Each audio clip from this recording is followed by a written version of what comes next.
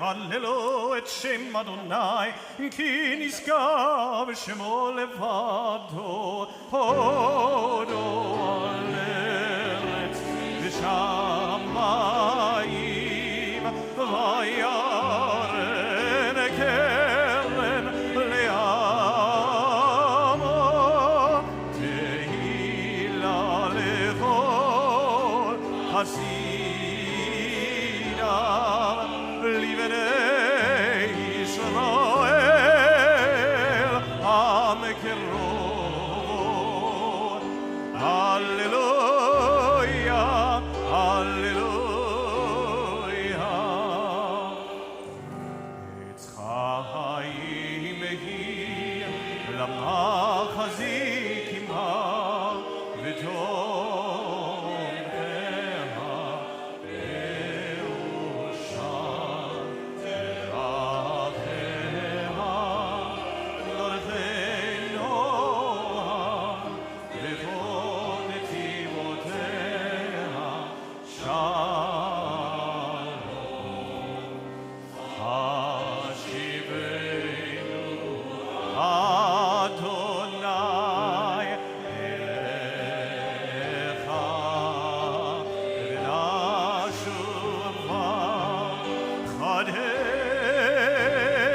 חדש ימינו, חדש ימינו כקדם.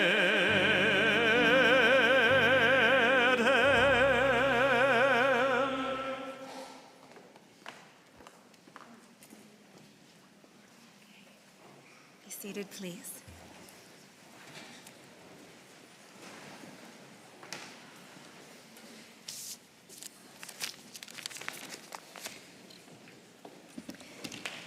Rabbi Michael Zedek is our scholar in residence this Shabbat. We learned from him last night and this morning at Torah study. He is the spiritual leader at Temple at Emmanuel Congregation in Chicago since 2004.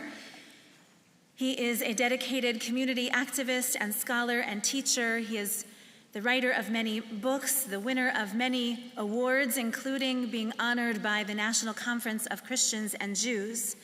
Rabbi Zedek has come to Toronto to be with longtime friends like past President Mark Anshin and with newer friends like Jillian Rosenberg, and to share his latest book entitled Taking Miracles Seriously.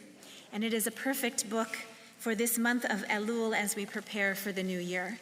Rabbi Zedek, please come teach us some of your Torah.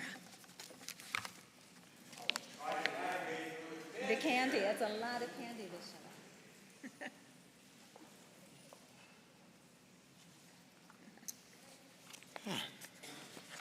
Shabbat. Shabbat Shalom. So is Talia Ariella still here? Oh, I was going to give her the gift of saying if she got done before I did, she didn't have to stay. But she already anticipated that gift. And in addition, a hearty mazel tov to Sadie and Ethan. I'm delighted to be able to share this gathering with your celebrations. And I'm also very much aware that I am probably the only thing keeping you from the Kiddush. I'll keep that in mind, but maybe not too close to mind. That said, last night I mentioned that I had a brief interlude before becoming a rabbi as a teacher of English and writing. And, oh, there she is. Hi, Ariella. I had a brief interlude as a teacher of English and writing. And among the conceits that we were always taught in those days and then conveyed was that there are really only 7, some would argue 6 basic plots. Everything is simply an elaboration thereof. All else falls into the category of, I'm just nuancing on that stuff. But you may also know that the great writer Leo Tolstoy suggested there are really only 2 stories. The first story began, a stranger came to town. The second story begins, we're on a long journey. It's a remarkable insight, as his construct embraces just about any and every story imaginable. From the Odyssey and Moby Dick to Easy Rider, Thelma Louise, and yes, even the Barbie movie. In fact, the entire biblical endeavor, the history of our people, may be expressed and summarized with just a modest revision.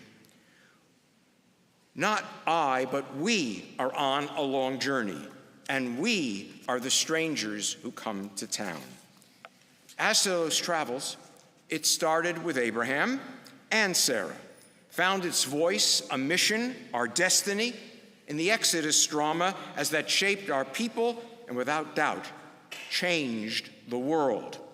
For we are the vessel through which freedom enters the human endeavor, and that experience marks us as a remarkable community, the first in history with a mission.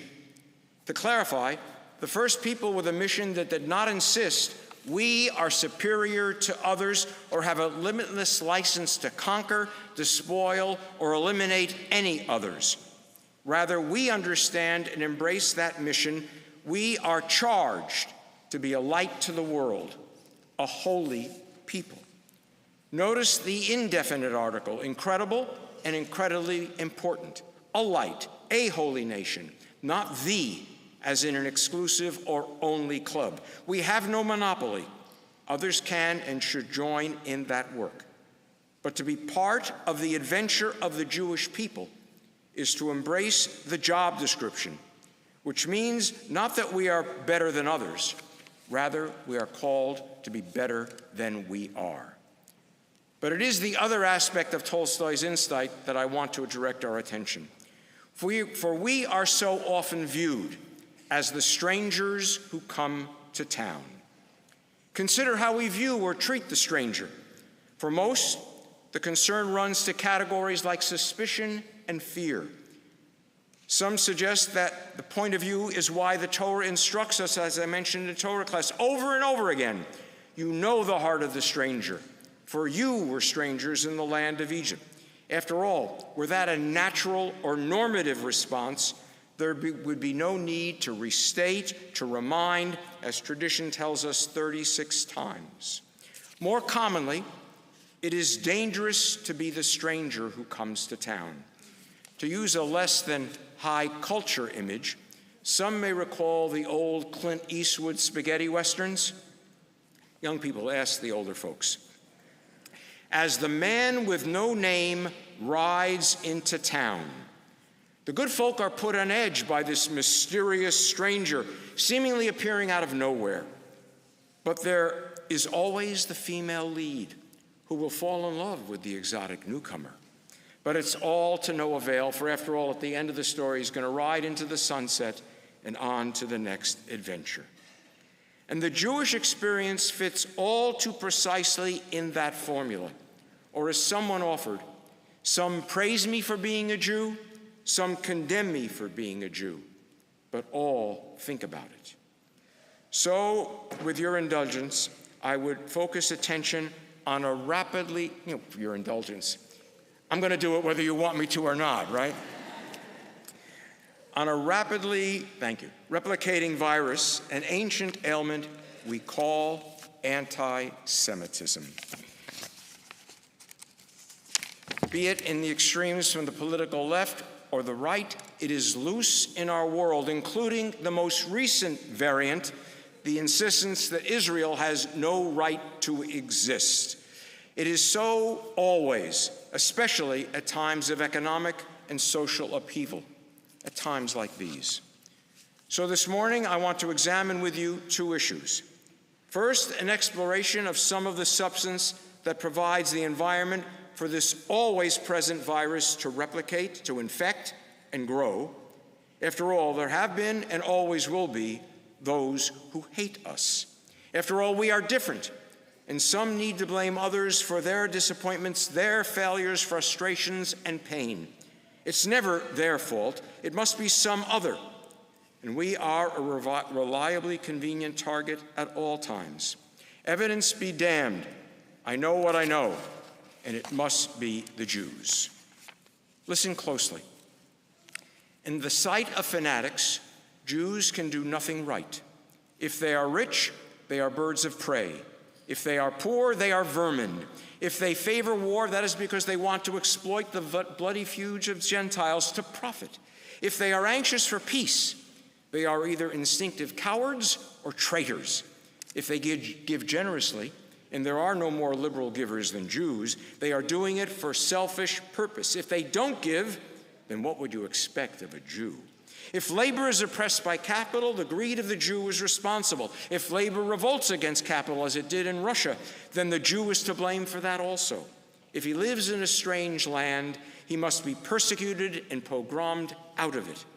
If he wants to go back to his own, he must be prevented.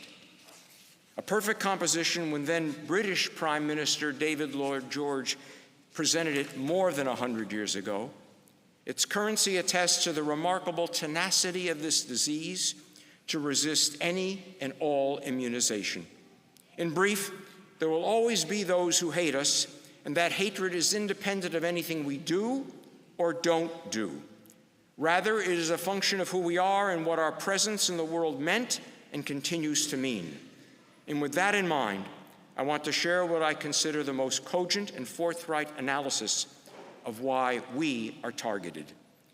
I first encountered this argument from Dr. Roy Eckert of blessed memory, a Lutheran minister and a professor of religious studies at Lehigh University. After World War II and the Holocaust, he was among the first to insist that Christians have no business trying to convert Jews. But he went much further.